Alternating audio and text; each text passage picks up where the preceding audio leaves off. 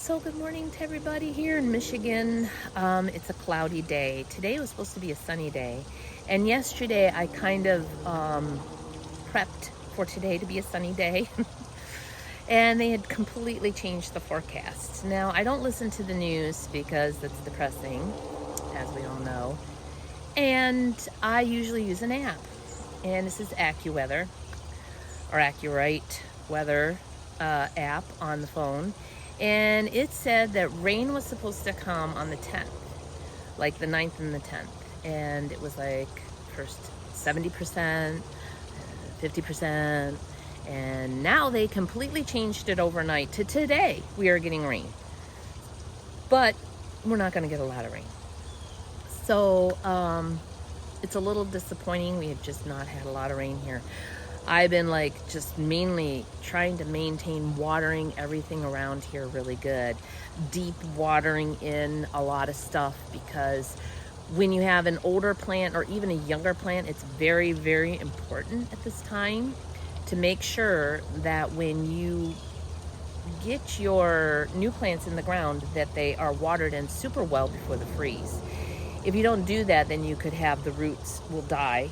And I have in the past, even in the wintertime, come out and given some of my plants that I just planted some water with a bucket. So anyhow, this rain situation and this app is driving me nuts. It's like it never gets the forecast right. So anyhow, my whole day has been turned around. I'm still going to do a couple of things. I'm going to unhook all my fig trees from their watering system, because tomorrow night we're going down now to 29 instead of 30. They keep lowering that as well. So I have no idea what the weather's going to do anymore. You got a lot of birds flying overhead. So anyhow, I am going to go out, and I think what I'm going to do is I'm going to show you my watering system.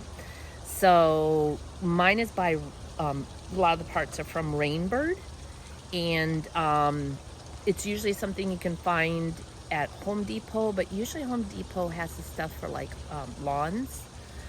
But there's another store here in this area, and some other states, I'm not sure all the states that have a Menards, they carry a really great amount of Rainbird products. So I think I'll go and I'll show you a little bit about my fig trees, how I water them, and also my garden. So let's go take a look at that. Okay. So this is not exactly the most glamorous area to start out with, but got to start at the beginning. So this is the water supply coming out of my home. And what I have done is made a T. This hose here goes to my reel, which is the one you'll probably see in the lawn as we do this video. This one is an old hose that I'd cut and I put underground to the next area that I'll show you. So here I can turn off, if I want to just turn off the one from the hose and just leave this one or whatever, and then of course the main valve to turn everything off. But I would love to get this into 3, because sometimes I want to water right up by the house or just fill a bucket, and I kind of go out to where I am if this hose is not on the reel with the hose end sitting here at the time, which this year it's been out almost all the time, most of it. So I can go all the way out to the back of my yard. So anyhow, I have other future plans as well coming up that I want to do with this. So let me show you the next area. So keep in mind, I have the reel and the hose that is buried. So I'll show you where the hose that's buried goes out to next. Okay, this is the second area. This is a post that we just put in the ground. And this is the hose that goes buried over there. Now it's not buried here yet, but I did bury it through the lawn and under the brick. There's like a pavers along here. So anyhow, this is buried up to this point, and it comes to this filter. This is just a filter that you buy for an RV to dechlorinate the water. So this now goes to another hose that's hooked up. And this is an old hose that I had that I buried, and it goes all the way along this way out to my hose link. So that'll be the next spot that we're going to go to. So before I go and show you all my stuff further, I'm going to go back into the garage and I'm going to show you the products that I use for my Rainbird watering system out here. So I'm going to start with the tubings. This is a different type of tubings that I have in my garden. I start with this one. It's very hard. All these tubings I would suggest putting out in the sunshine before cutting and using and poking holes into because it's much easier when the plastic is warm. So take all your stuff outside and set it in the sun before you start your project. So this here is probably the stuff that they use for when they do underground sprinkling systems. It's very, very hard. You can barely bend it. You can bend it, but it's really hard, especially when it's short like this. And then there's the other tubing, which is a lot easier to use. You'll see these little stripes through it. This is much easier to poke into. It's very easy to bend. So this is really nice to have if you're not going to just do like a straight run. So like if you do a straight run, use this. If you need to bend and end, try to use this. So if for some reason you can't afford both types of product, do what you feel is best for your needs. So the next thing is this Rainbird. It's a 1/4 inch drip tubing. It goes between the drip tubings. So whatever you're going to connect. So like if you're going to connect from your main water line that goes around your garden, and then you're going to poke a hole into whichever product you decide to use. This is between that and whatever you use for the end for your watering. So if you're going to use the emitter, which is the next thing on our list, is they come emitter holes. This is 8 inches apart. They also have a 12-inch apart. I'm not sure if they have more, but you can look online to see about other products that they have. But this is the emitter holes. One great thing about it is roots won't go in it. It's designed that you don't have to worry about it getting clogged. So if it gets buried or under chips or near plant roots, you don't have to worry about that entering the tubing. So there's that. Then there's this part. This is the part that clamps the end of your line. So when you're finished at the very end of your line, you have no more water wanting to go any further, you would take this, bend it, and then you go and put it through here. Now, of course, you'd have a longer piece, and you put it in there, and that keeps this clamped so no water will come out this end. So anyhow, you'll want to get a couple bags of these or figure out what you're going to do, but always good to have that. So that's what these are, the end crimper, emitter things. Let me see what their technical name is. Just clamps. So anyhow, then there's the clamp. So done with that. Then there's different things to connect when you need to make an elbow turn. You want to continue straight. And I didn't use many of these, but it's great if you have more garden, you added more of a garden, you can cut into your line and continue the line on. Then there is the T, and this is where I used where I had my lines going up like this, and my water lines would go to the next to next, from one to another of the beds, and then I went up at the top here. And you saw my valve turn on and off. So then you have these particular things that you can buy. They also have these really nice elbow ones where you don't have to here you have to stick the tubes, on the ends of them. But this one just pretty much is a pretty quick push in and you're done type thing, a little more expensive. But if you're not going to change your garden, this might be something you want to do is a connect. Or anyhow, there's this option as well if you'd like to get those. Those are a universal elbow for 1/2 inch to 5/8 tubing. So let's see. Then the next things you need is from this to connect, you know, how to connect these little dudes here together and how to connect them to the big tubes. So we have some tools. There's a tool out there that's better than these 3 tools. It's like hand operated, and it has a puncher on the end, and it'll punch a hole in there automatically for you. So it will wrap on here, it will go onto here, and one end of it will punch a hole. So much easier on the hands, especially if you have to do a lot of them. This is very painful after a while to use these products here, but if they give them to you for free, you can use them. There's all kinds of little areas where you can push different products into here to get them into the tubing. So there's those. Here is the connectors. This is the one where you would connect straight from this product to this product.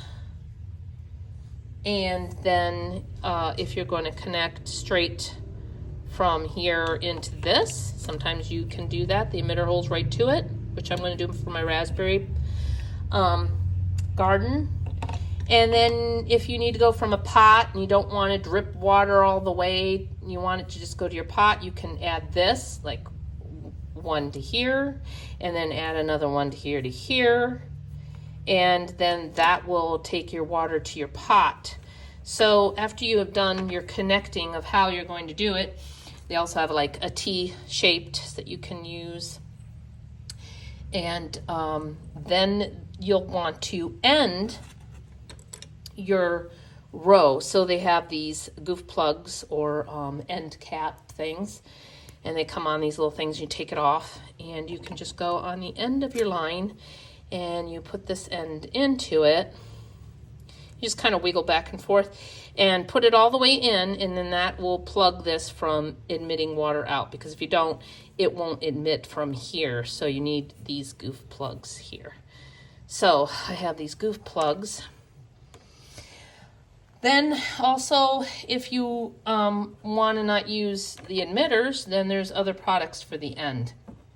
They have bubblers that just either you can punch into here, and let's say this tube is going along your garden and you have a hosta here. This will emit like a bubbler. It'll come out like a little sprinkler all around, or fountain effect, and it will kind of bubble the water out and for you that way.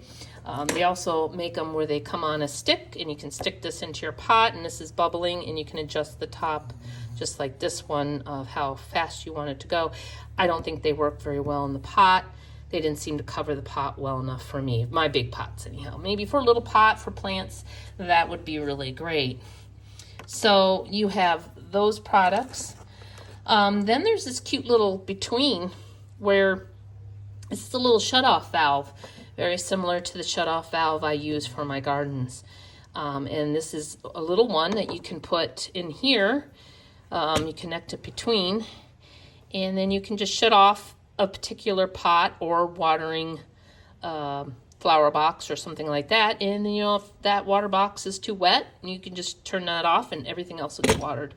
So I think that those are a really cool little product. They call them a shutoff valve, a 1/4-inch tubing. So I recommend getting a couple of those. They seem like a fun little thing to have in your line.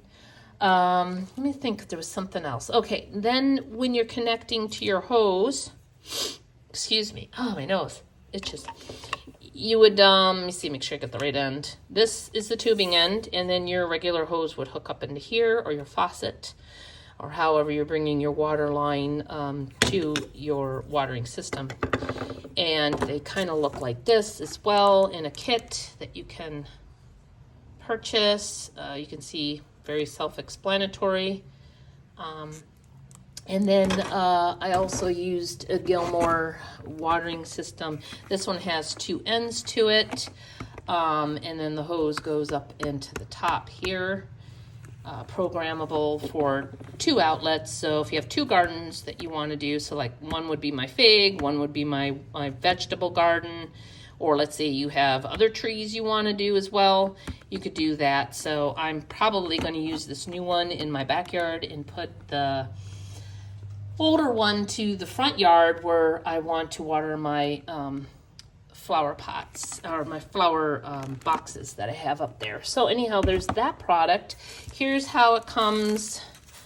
The product. This is the 12-inch emitters. It come in rolls like this. This is the 12. I'm probably going to try, I couldn't find the 8-inch at the time, so I purchased this just to make sure I had some extra in case I needed it. And this is the how the black tubing comes like this, the 1/4-inch tubing. So anyhow, I guess that's all I have to show you right now. Oh, one more little thing. Don't forget these. These tack everything down in your garden so that they stay stable.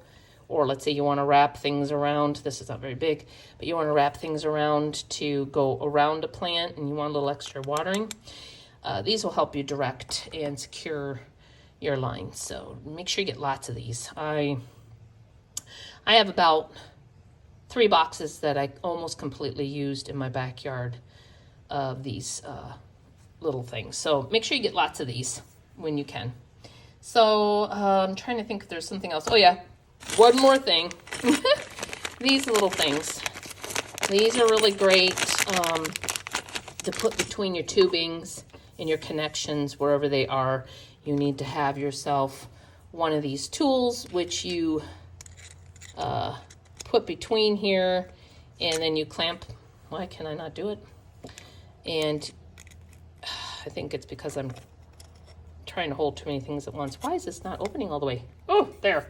Boy, I was really, I can't, I'll get my husband to do it. There we go. So then there we go. Got it. And then you just kind of, you have to really squeeze hard and that will secure your connections really well. This handle is, where is the box for it? I think it's called a ear pinch crimping tool thing. So I would suggest getting some of these, and these are,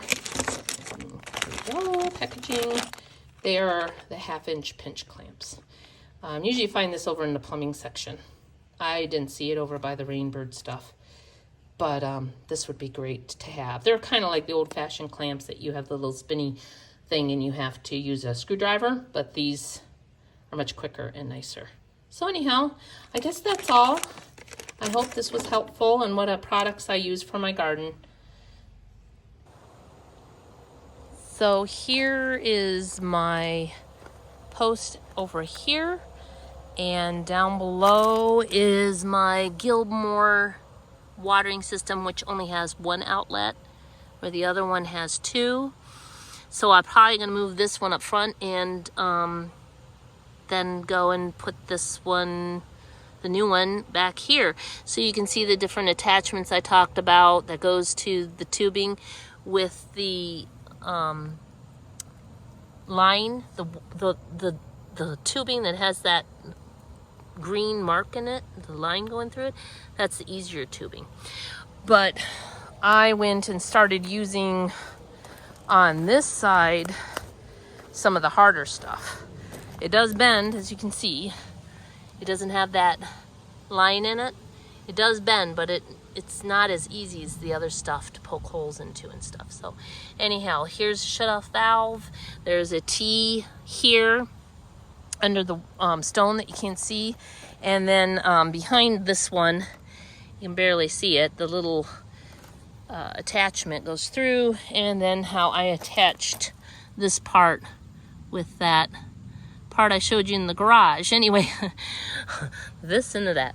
And so here is all of this particular tubing in the garden, how I hold it down with stakes. So make sure you have lots of those like I told you. And then this line continues this way. Then at the end of this line, I have a line that goes to the first row of figs that goes all the way to the back. And it has its own shutoffs on every section going down here. In this area, I have to turn this one off, this one, and this one off if I just want to go and water my fig trees at the end of the line, which is no big deal. So I turn that one, and that one off. I turn on the fig valve, which is at the end. And the valve is underneath here, and it's off right now. And then I do an elbow, and I went off this way. And then I had the black poly line, the 1/4 inch, that then went to the emitter hold, and I wrapped them around and secured them with the stakes as well. So to back up, that you can't see it, but there's a line that runs along here that connected in here with another T. Yeah, T. I have to make sure I say that right.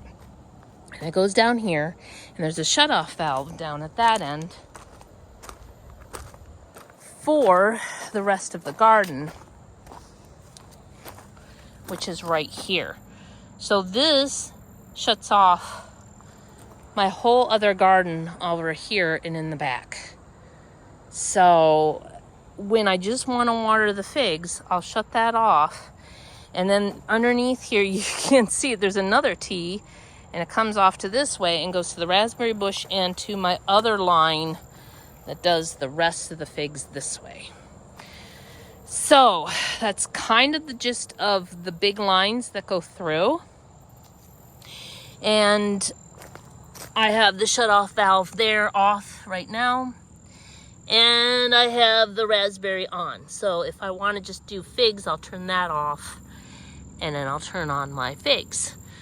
You can see I put some goof plugs in because I had a pot sitting here and it's just too much to have pots on this side. I was putting 2 on this side and it was getting too narrow to come through here with a wheelbarrow or something like that. So I had to put a couple of goof plugs in. Plus I have a few less trees now on the line.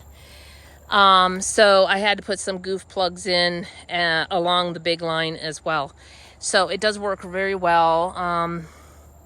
I think the run isn't too long to water everything, but I almost wish there was a little bit easier way of watering the pots besides the emitter holes in a way. Something that was like more, that's why I thought the bubbler would work, but the bubbler wasn't working very well. So I was thinking about doing the 1 gallon per hour little emitters that they have, but I'm afraid that then that would just be dripping in one area and it wouldn't get the whole top of the pot, the whole area of it to water. So I'm not quite sure what I want to do or if I want to change this out next year. Maybe I'll try 1 pot and see how it goes with different products if I find something new. So anyhow, that is the rest of the Rainbird. I do have a line that tees off here to go to this raspberry bush bed, which I want to change it because you probably can't see it because there's just too much stuff. But the line comes in here and it's one big every 8-inch emitter lines, watering the brown stuff. God, I can't think. And it just goes up and back and like this, like a snake. And then eventually it ends at the end with a goof off on the end to plug it. Well, what it's doing is I don't think it's getting enough that by the end, it's not getting as much water out of it. So what I'm going to try and do is take that black poly, extend it to here, tie it off the end of it, and then on each poke a hole, like 5 holes, and run the emitters off like a line like this so they don't snake anymore. They're just straight lines all the way down the raspberry line, and it should have more pressure to get all the way down there. So that's my plan with that. Anyway, I think I said everything that I wanted to say about my watering system. You can see here where I used the connectors to secure this, so if anything walks by, it doesn't hit it. Here's the turn off valve that I have. The only thing I didn't do is those clampings that should go here and down here. It should clamp. This one doesn't leak, but I do have some that do leak here. So I'm really thinking I got to take them apart, the ones that do, and I'm going to clamp them. And then maybe if it's not too hard, I'll do all of them just to be more secure on those joints. But anyhow, that's pretty much everything I have to say about my Rainbird watering system. Still pretty cloudy here. Plane going overhead. Anyhow, I hope you all have a great day, and I hope this was informative and helpful. And I'm sure you can go to rainbird.com or something and find some more information on products that maybe work better for your garden and your needs. So anyway, bye-bye for now.